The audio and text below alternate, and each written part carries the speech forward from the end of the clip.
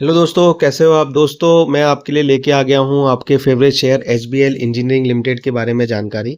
देखिए दोस्तों, ये फाइनेंशियल रिजल्ट आ गया है और सुबह ये 5 बजे अपलोड हुआ है डॉक्यूमेंट, और मैं आपके लिए लेके आ गया हूँ आज की तारीख में 25 मई को।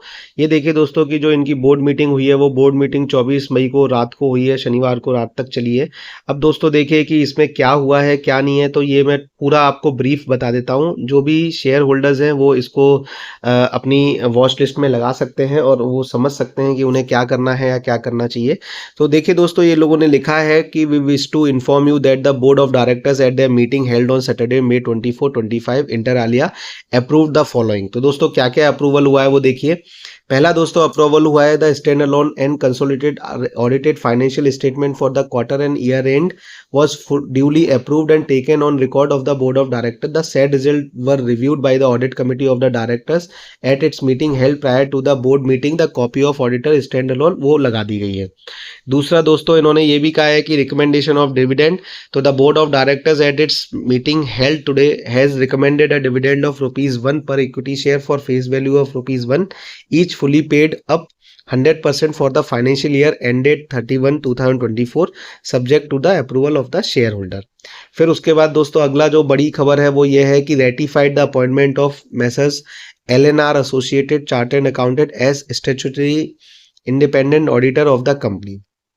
अगला इन्होंने कहा है कि reappointed Messrs Narasimha Murthy and Company as cost auditor for the financial year 25-26 pursuant to SEBI listing regulation 2015 SEBI circular no SEBI dated and subject to approval of the shareholder and at the company ensuring general meeting of the company the board of directors have appointed CS Vinay Babu company secretary. तो ये दोस्तों इन्होंने allotment किए हैं।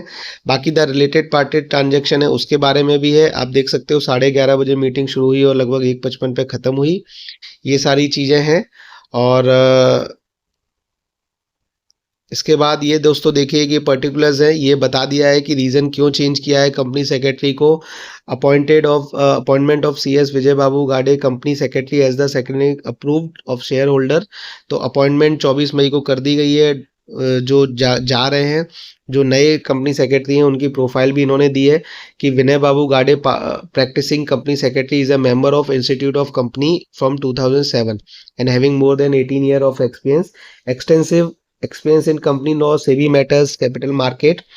तो ये दोस्तों सारी चीज़ें बता दी है। Statement on deviation on variation for proceed of public issue rights preference, तो ये नॉट एप्लीकेबल है, नॉट एप्लीकेबल है, अवेलेबल है।